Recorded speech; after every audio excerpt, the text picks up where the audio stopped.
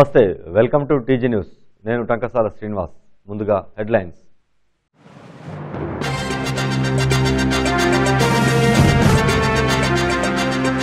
నారాయణపేట జిల్లాలో తీవ్ర విషాదం. మట్టి దిబ్బ కూలి 11 మంది ఉపాధి కూలీల సజీవ సమాధి. మృతుల కుటుంబాల్లో తీరని విషాదం.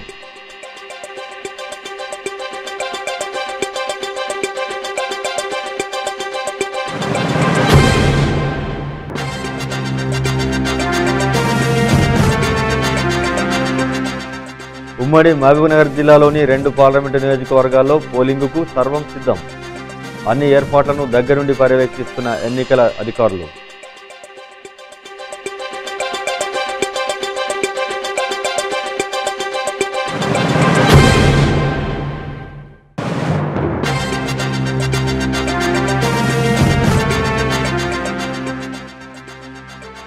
జిల్లాలో పోలింగ్ కేంద్రాల ఏర్పాట్లు పూర్తి. ఎన్నికల సామాగ్రితో ఆయా పోలింగ్ కేంద్రాలకు చేరుతున్న ఎన్నికల సిబ్బంది, అధికారులు.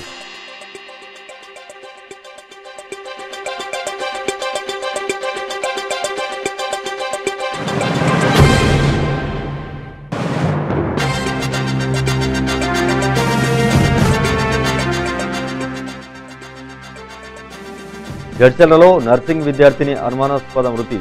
తమ బిడ్డ మృతికి నర్సింగ్ స్కూల్ యాజమాన్యమే కారణమంటూ బంధువులు, ప్రజా సంఘాల ఆందోళన.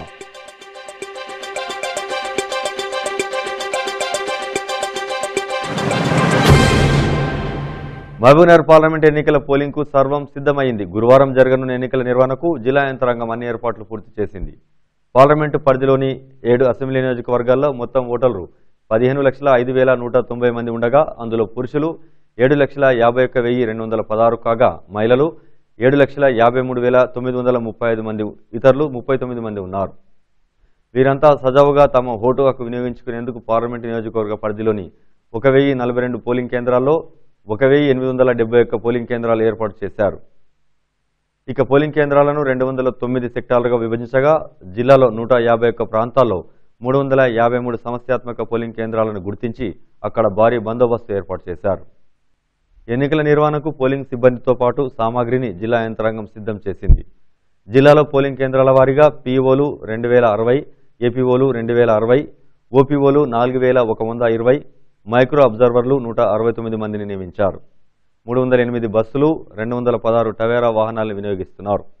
యంత్రాల వినియోగంలో భాగంగా బియ్యులు 2,168, సిఈలు 2,168, వివిప్యాట్లు 2,370 వినియోగిస్తుండగా అదనంగా బియ్యులు 304, సిఈలు 284, వివిప్యాట్లు 150ని అందుబాటులో ఉంచారు. ఇప్పటి వరకు ఓటర్ చీటీల పంపిణీ 94.60% పూర్తయినట్లుగా అధికారులు వెల్లడించారు.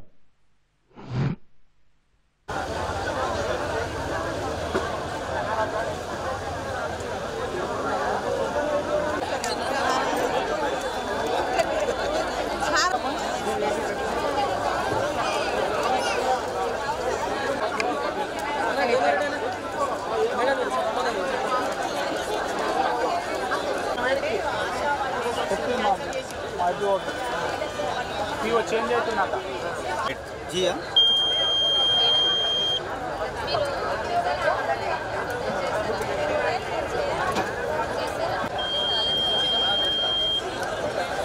प्रॉब्लम चूस प्रॉब्लम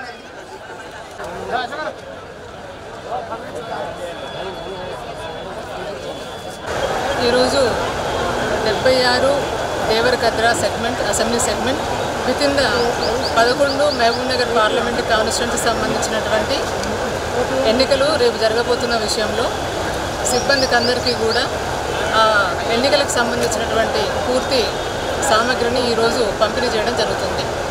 దాంట్లో భాగంగా వాళ్ళకు నాన్ స్టాటరీ మెటీరియల్ని, స్టాటరీ మెటీరియల్ని, ఈవీఎంలని అన్నిటినీ కూడా హ్యాండ్ ఓవర్ చేయడం జరిగింది. సిబ్బందికి సంబంధించి కూడా అన్ని రకాల జాగ్రత్తలు, వాళ్ళకి కావాల్సిన సౌకర్యాలు, సదుపాయాలు పోలింగ్ స్టేషన్లోనూ మరి పంపిణీ కేంద్రంలోనూ చేయడం జరిగింది. వాళ్ళకి బస్ సౌకర్యాన్ని, వాళ్ళకి పోలీస్ సిబ్బంది, మిగతా సెక్టర్ ఆఫీసర్ని, ఒక రూట్ ఆఫీసర్ని కూడా ఏర్పాటు చేసి వాళ్ళని జాగ్రత్తగా వాళ్ళ సామగ్రితో వాళ్ళకి కేటాయించినటువంటి పోలింగ్ కేంద్రాల్లో చేర్చడం జరుగుతుంది. ఈరోజు మధ్యాహ్నం 2 గంటలకు బస్సులు బయలుదేరడం జరుగుతుంది. నాగర్ కర్నూల్ పార్లమెంటరీ నియోజకవర్గ పరిధిలో గురువారం నిర్వహించే పోలింగ్కు అన్ని ఏర్పాట్లు పూర్తయ్యాయి. ఇక పోలింగ్ కేంద్రాల్లో విధులు నిర్వహించే సిబ్బంది అధికారులకు బుధవారం ఎన్నికల సామాగ్రిని పంపిణీ చేయడంతో వారంతా ఎన్నికల సామాగ్రితో ఆయా పోలింగ్ కేంద్రాల వద్దకు చేరుకుంటున్నారు. ఉదయం 9 గంటల నుంచి ఎన్నికల సామాగ్రి పంపిణీ మొదలుపెట్టగా ఎన్నికల సామాగ్రిని సిబ్బందిని తరలించేందుకు 450 బస్సులు 300కు పైగా చిన్న వాహనాల్ని సిద్ధం చేసి వారిని పోలింగ్ కేంద్రాలకు తరలించే ఏర్పాట్లు చేశారు ఎన్నికల ప్రిసైడింగ్ అధికారులు. నాగర్ కర్నూల్ పార్లమెంటరీ నియోజకవర్గ పరిధిలో మొత్తం 1936 పోలింగ్ కేంద్రాలను ఏర్పాటు చేయగా మొత్తం 15,87,281 మంది ఓటర్లు ఉన్నారు. ఇందులో పురుషులు 7,97,668 కాగా మహిళలు 7,89,574, ఇతరులు 39 మంది చొప్పున ఉన్నట్లుగా వివరించారు. వీరంతా గురువారం ఓటు హక్కు వినియోగించుకోనున్నారని తెలిపారు. ఉదయం 7 గంటలకు పోలింగ్ ప్రారంభమై సాయంత్రం 5 గంటల వరకు పోలింగ్ ముగుస్తుందని అధికారులు తెలియజేశారు. ఈ ఎన్నికల్లో పోటీ చేస్తున్న అభ్యర్థుల ఏజెంట్ల సమక్షంలో ఉదయం 6ంటికే మాక్ పోలింగ్ నిర్వహించి అనంతరం మాక్ పోలింగ్లో నమోదైన ఓట్లను తొలగించి 7 గంటలకు బ్యాలెట్ యూనిట్లు, కంట్రోల్ యూనిట్లు, వీవీప్యాట్లను సీల్ వేసి పోలింగ్ ప్రక్రియను ప్రారంభించేందుకు అన్ని ఏర్పాట్లు పూర్తి చేశారు అధికారులు. పోలింగ్ ప్రక్రియ ఏ విధంగా జరగనుందో తెలుసుకునేందుకు నాగర్ కర్నూల్ ఎన్నికల రిటర్నింగ్ కార్యాలయంలో ఏర్పాటు చేసిన కంట్రోల్ రూమ్ నుంచి అధికారుల పర్యవేక్షణ చేయనున్నారు. ఉమ్మడి జిల్లాలోని మహబూబ్నగర్, నాగర్ కర్నూల్ పార్లమెంటు ఎన్నికల నిర్వహణకు జిల్లా వ్యాప్తంగా 191 ఆర్టీసీ బస్సులు వినియోగిస్తున్నారు. బుధవారం ఉదయం 8 గంటల నుంచే నిర్దేశించిన ఆయా అసెంబ్లీ సెగమెంట్లకు ఆర్టీసీ బస్సులు బయలుదేరుతున్నాయి. అక్కడి నుండి పోలింగ్ సిబ్బంది సామాగ్రితో ఆయా రూట్ల వారీగా పోలింగ్ కేంద్రాలకు ఆర్టీసీ బస్సులు చేరుకునేలా జిల్లాల ఎన్నికల అధికారులు, ఆర్టీసీ అధికారులు ఏర్పాట్లు చేశారు. మహబూబ్నగర్ పార్లమెంటు నియోజకవర్గ పరిధిలో ఉన్న షాద్నగర్, మహబూబ్నగర్, నారాయణపేట డిపోల నుంచి 126 బస్సులని పోలింగ్ సిబ్బంది సామాగ్రి తరలించేందుకు ఏర్పాటు చేశారు. అలాగే నాగర్ కర్నూల్ పార్లమెంటు పరిధిలో ఉన్న కల్వకుర్తి, గద్వాల, వనపర్తి, నాగర్ కర్నూల్ డిపోల నుంచి 65 ఆర్టీసీ బస్సులు మాత్రమే ఎన్నికల అధికారులు వినియోగిస్తున్నారు. అచ్చంపేట, కొల్లాపూర్ డిపోల నుంచి బస్సులను ఎన్నికల నిర్వహణకు అధికారులు తీసుకోవడం లేదని స్పష్టం చేశారు. దీంతో ఈ 2 సెగ్మెంట్లలో ఎన్నికల నిర్వహణకు ప్రైవేటు వాహనాలను వినియోగిస్తున్నట్లుగా తెలిపారు. కాగా పార్లమెంట్ ఎన్నికల నిర్వహణకు పల్లె వెలుగు బస్సుల్ని ఉపయోగిస్తున్నందున ఆయా రూట్లలో బస్సుల కొరత నెలకొనే అవకాశం ఉంటుందని ప్రయాణికులు ఆర్టీసీతో సహకరించాలని అధికారులు కోరుతున్నారు. ఒక్క మహబూబ్నగర్ డిపో నుంచే 41 బస్సుల్ని ఎన్నికల నిర్వహణకు వాడుకుంటున్నారు.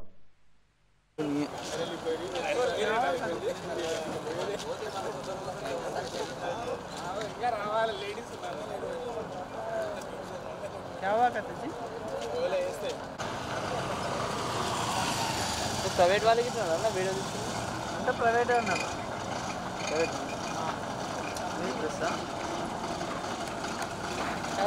ఇంకా రాలేదు సార్. ఇంకా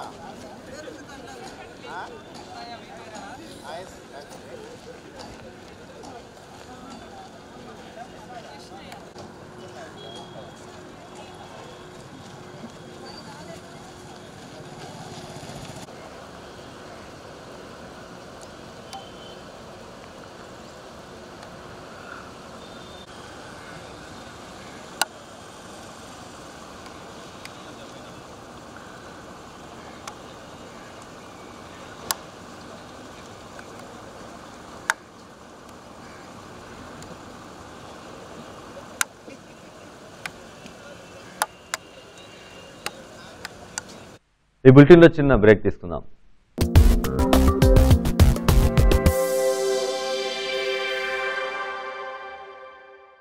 నవ్వడం ఒక భోగం, నవ్వకపోవడం ఒక రోగం. మరి నవ్వాలంటే ఉండాలి కదా అందమైన పలువరస.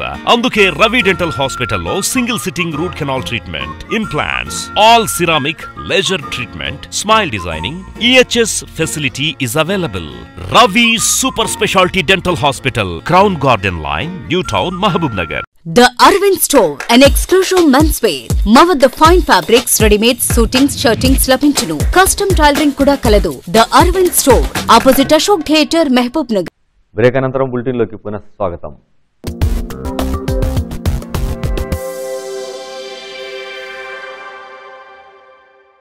వనపర్తి జిల్లాలో పోలింగ్కు అన్ని ఏర్పాట్లు పూర్తి చేశారు అధికారులు. జిల్లాలోని అన్ని నియోజకవర్గాల్లోని పోలింగ్ కేంద్రాల వద్ద అన్ని ఏర్పాట్లతో పాటు సమస్యాత్మక ప్రాంతాల్లో భారీ బందోబస్తును ఏర్పాటు చేశారు. ఈ సందర్భంగా పోలింగ్ బూతులలో విధులు నిర్వహించే సిబ్బందికి జిల్లా కలెక్టర్ శ్వేతా మహంతి ఆధ్వర్యంలో సామాగ్రి పంపిణీ చేశారు. ప్రతి పోలింగ్ బూతుల వద్ద సీసీ కెమెరాల నిఘాతో పాటు వెబ్కాస్టింగ్ మరియు వృద్ధులు, వికలాంగులు, గర్భిణీల కోసం ప్రత్యేక ఏర్పాట్లు చేసి ఓటు వేసేలా చర్యలు చేపట్టారు అధికారులు. 245, 246, 262, 265.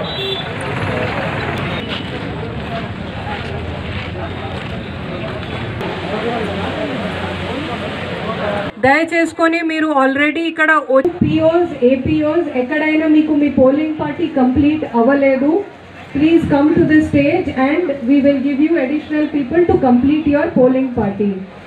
Number 3, micro observers and webcasters. ఇప్పుడు వరకు మీరు మీ సెక్టర్ ఆఫీసర్స్కి లేకపోతే మీ పిఓకి కమ్యూనికేట్ కాలేదు అంటే మేము పెట్టిన వాట్సాప్ చేయండి. Thank you. వారంతా రోజువారీ కూలీలు. కూలీ పని చేస్తే తప్ప పొట్ట గడవని దయనీయ స్థితి. వలసల జిల్లాగా పేరున్న పాలమూరు జిల్లాను వదిలి సుదూర ప్రాంతాలకు వలస వెళ్లలేక సొంత ఊరిలోనే ఉపాధి పనులు చేసుకుంటూ వచ్చిన దాంట్లో సంతోషంగా జీవనం కొనసాగించే వారిని విధి వెక్కిరించింది. పనులు చేస్తున్న చోటే వారికి చివరి రోజులు అవుతాయని ఊహించని ఈ అమాయక కూలీలు మట్టి దిబ్బల కింద విగత జీవులుగా ప్రాణాలు వదిలారు. ఈ విషాద సంఘటన ఉమ్మడి మహబూబ్నగర్ జిల్లా ప్రజల్ని తీవ్రంగా కలిచివేసింది. నారాయణపేట జిల్లాలో మరికల్ మండలం తీలేరు గ్రామంలో చోటు చేసుకున్న ఈ విషాద సంఘటనలో దాదాపు 11 మంది కూలీలు సజీవ సమాధి కాగా మరికొంతమంది తీవ్ర గాయాలతో బయటపడ్డారు. పొట్ట కూటి కోసం రోజు చేసే ఉపాధి హామీ కూలీ పనులే వారి పాలిట మృతి శాపాలుగా మారాయి. దాదాపు 80 మంది కూలీలు ఉదయం 8 గంటలకే ఉపాధి పనుల నిమిత్తం ఇంటి నుంచి బయటకు వచ్చే ఈ కూలీలు గత 3 రోజులుగా ఒక గుట్ట వద్ద వర్షపు నీరు నిలిచే విధంగా గుంతలు తీసేందుకు రోజువారీగా ఉపాధి హామీ కూలీ పనులు చేస్తున్నారు. ఎప్పటిలాగే సంతోషంగా కూలీ పనులు చేస్తున్న వీరంతా మధ్యలో ఆకలి కావడంతో కాసేపు సేద తీరి భోజనం చేద్దామనుకుని పక్కనే గుట్ట కింద నీడ భాగంలో కూర్చున్నారు. అయితే నిన్న కురిసిన వర్షానికి మట్టి దిబ్బ మెత్తపడడంతో ఒక్కసారిగా గుట్ట దిబ్బ కూలి కింద కూర్చున్న కూలీలపై పడింది. దాంతో అప్పటి వరకు పనులు చేస్తూ సంతోషంగా గడిపిన వారిలో దాదాపు 11 మంది కూలీలు సజీవ సమాధి కాగా మరికొంతమందికి తీవ్ర గాయాలయ్యాయి. మృతుల్లో 10 మంది మహిళలే ఉన్నారు. దీంతో ఒక్కసారిగా దిగ్భ్రాంతికి లోనై విషాద ఛాయలు అలుముకోగా గ్రామస్తులంతా హుటాహుటిన అక్కడికి చేరుకొని మృతదేహాలను వెలికి తీశారు. విషయం అధికారులకు చేరవేయడంతో జిల్లా కలెక్టర్ వెంకట్రావు, జిల్లా ఎస్పీ చేతనలు అక్కడికి చేరుకుని పరిస్థితిని సమీక్షించారు. అయితే గ్రామస్తులు జరిగిన సంఘటనపై ఆగ్రహం వ్యక్తం చేస్తున్నారు. ఇక్కడ కూలీ పనులు చేయాల్సి లేకున్నా ఉపాధి హామీ కూలీ పేరిట పనులు చేయించి అమాయక ప్రజల ప్రాణాలు పోవడానికి కారణమయ్యారని గ్రామస్తులు ఆగ్రహం వ్యక్తం చేస్తున్నారు. ఈ విషయాన్ని తెలుసుకున్న మంత్రి శ్రీనివాస్ గౌడ్, పలు రాజకీయ నాయకులు సంఘటనా స్థలానికి చేరుకుని తీవ్ర దిగ్భ్రాంతి వ్యక్తం చేశారు. మృతుల కుటుంబాలను పరామర్శించి వారికి మనోధైర్యాన్ని కల్పించారు. చనిపోయిన మృతుల కుటుంబాలకు ప్రగాఢ సానుభూతి తెలియజేస్తూ వారికి అండగా నిలిచి ప్రభుత్వ పరంగా అన్ని సదుపాయాలు ఆదుకుంటామని అధికారులు వెల్లడించారు.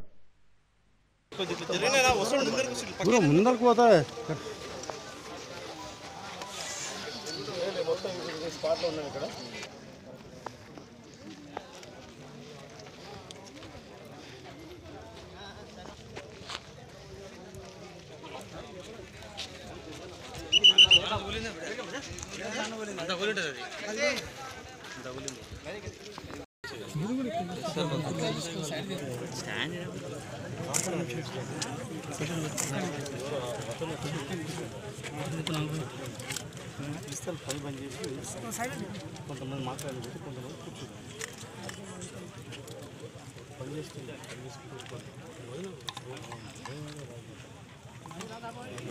నీళ్ళని కూర్చుంది ఒకతని చెట్టు కింద తెలిసింది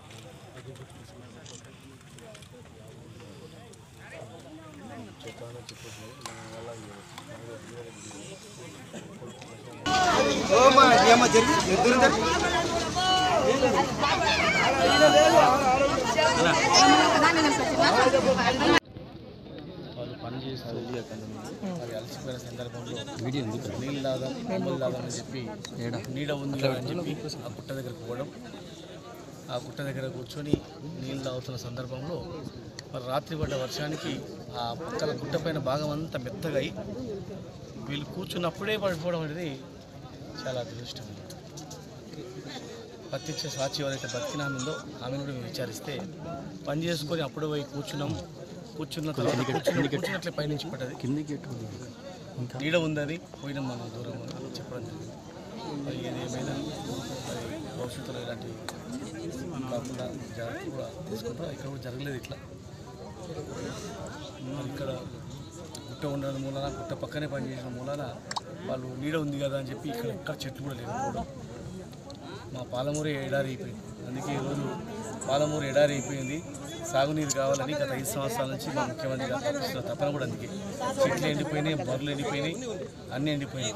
ఇక్కడ నీడ కూడా చెట్టుకు తలదాచుకున్నామంటే నీడ లేని పరిస్థితి ఎలా మా జిల్లాకు వచ్చిందంటే మరి 70 ఏళ్ళు జరిగినటువంటి పరిపాలన దానికి నిదర్శనం మాకు కనిపిస్తుంది.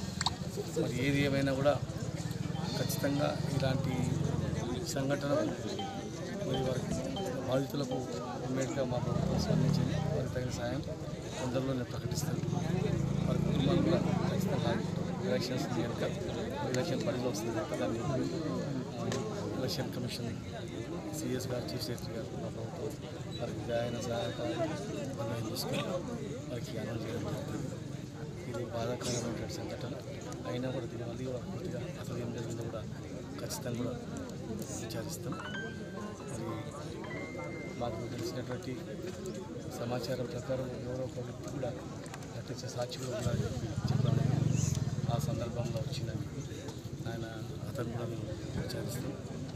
మరి మాకు ప్రత్యక్ష సాక్షి అక్కడ బతికినామనే మాకు చెప్తుంది కనుక నీడ ఉందని పోయి కూర్చున్నాం. ఆ గుట్ట పక్కన కూర్చున్నాం నీడకు. ఆ వర్షానికి తడిసింది. నేను కూర్చునేటప్పుడు కూడా మాకు ఇట్లా జరుగుతుందని చిన్న అనుమానం కూడా రాలేదు. లేకపోతే మేము కూర్చునే వాళ్ళం కూడా చెప్పడం జరిగింది. ఏదేమైనా ఆ బాధితులను మాత్రం ప్రభుత్వం తరఫున పూర్తి సహకారం ఆ కుటుంబాలు మాత్రం ప్రభుత్వం ఆదుకుంటుంది. తీలేరు గ్రామంలో మరికల్ మండలంలో ఈరోజు ఉదయం ఉపాధి హామీ కూలీలు పనిచేస్తుండగా వాళ్ళు పనిచేసి మధ్యాహ్నం లంచ్ కోసం 11:30 ఆ ప్రాంతంలో భోజనం చేస్తున్న సమయంలో ఆ నీడ కోసం ఒక కొండ పవన్సా దగ్గరికి అంచుకు వెళ్ళి అక్కడ కూర్చొని మాట్లాడుతున్నప్పుడు ఆ కొండ పెళ్ళలు విరిగి పడిపోయి రాత్రి వర్షం ఉండడం వల్ల వాళ్ళు అది గమనించలేదు. చాలా లూజ్ సాయిల్ ఉండడం వల్ల అది పైన పడ్డది. దానివల్ల 10 మంది దుర్ఘటనలో చనిపోయారు.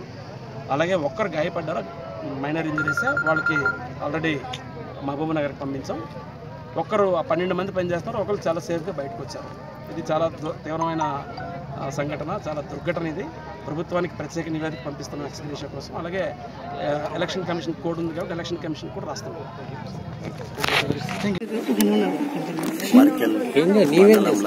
తీలేరు గ్రామంలో ఎన్ఆర్ఈజిఎస్ కూలీలు ఈ గుట్ట దగ్గర ఆ ట్రెంచ్ తవ్వటానికి ఇవాళ రావడం జరిగింది. 12 మంది అలా పనిచేసి కొంచెం నీడ ఉంటుందని ఆ గుట్ట దగ్గర పక్కకే ఆ మన్నుగడ్డ కింద కూర్చున్నారు. చాలా దౌర్భాగ్యం. దురదృష్టవశాత్తు రాత్రికి నిన్న నైట్ కొంచెం వర్షం వచ్చి ఆ మన్నంతా నాణ్యట్లో ఉంది. సడన్ గా వాళ్ళ మీద పెద్ద మన్నుగడ్డ వాళ్ళ మీద వస్తే వాళ్ళకు సమయం కూడా లేకపోయింది వాళ్ళు పక్కకు జరగడానికి.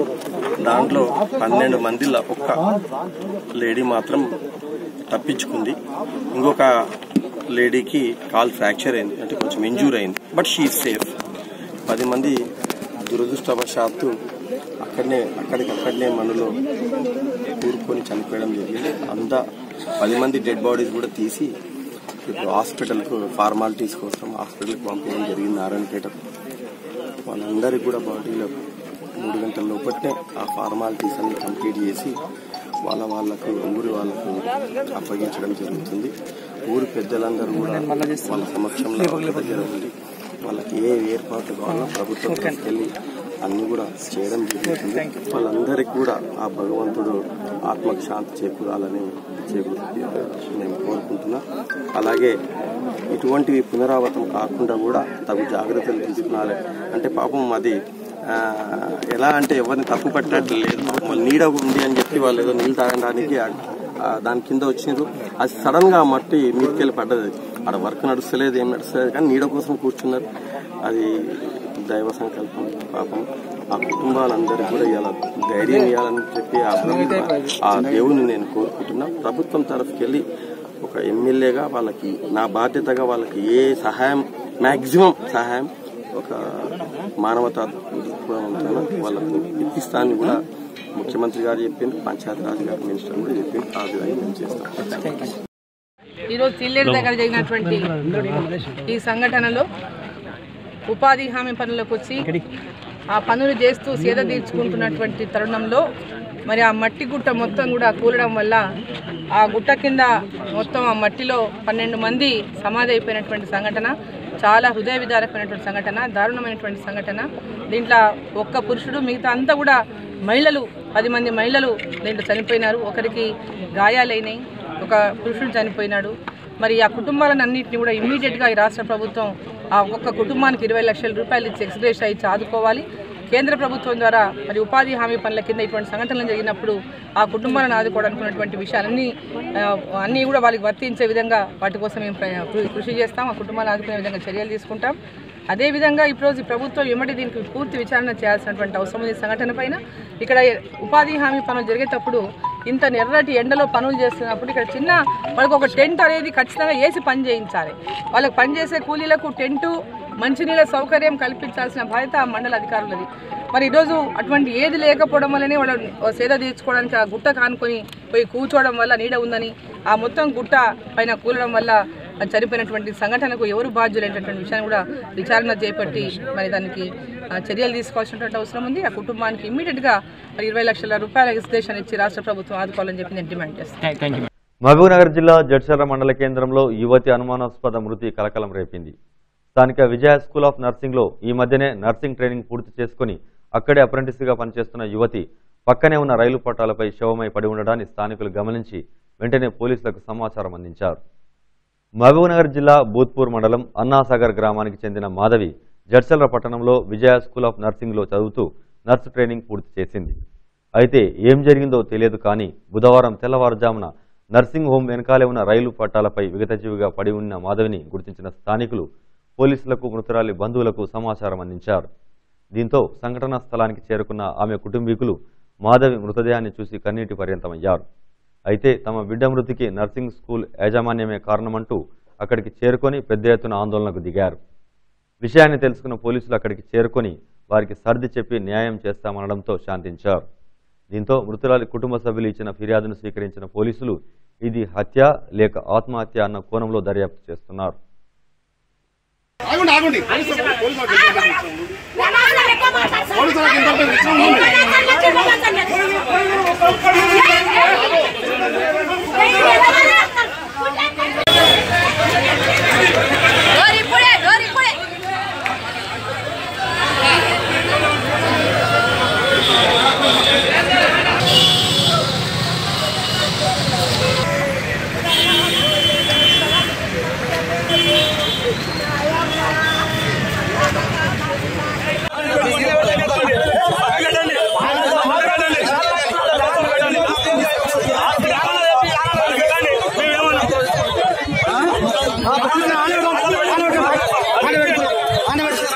బులెటిన్ ముగించే ముందు హెడ్లైన్స్ మరోసారి చూద్దాం.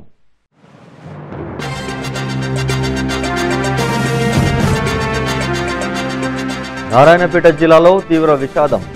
మట్టి దిబ్బ కూలి 11 మంది ఉపాధి కూలీల సజీవ సమాధి. మృతుల కుటుంబాల్లో తీరని విషాదం.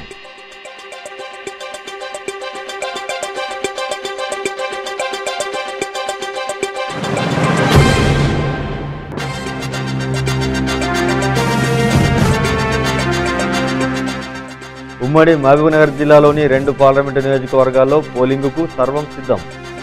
అన్ని ఏర్పాట్లను దగ్గరుండి పర్యవేక్షిస్తున్న ఎన్నికల అధికారులు.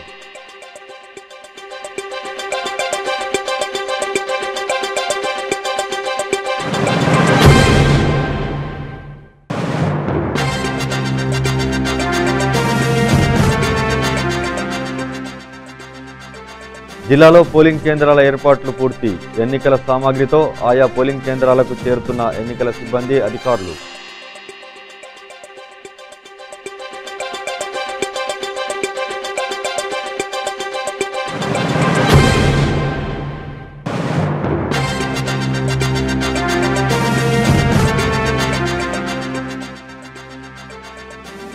జడ్చర్లలో నర్సింగ్ విద్యార్థిని అనుమానాస్పద మృతి. తమ బిడ్డ మృతికి నర్సింగ్ స్కూల్ యాజమాన్యమే కారణమంటూ బంధువులు, ప్రజా సంఘాల ఆందోళన.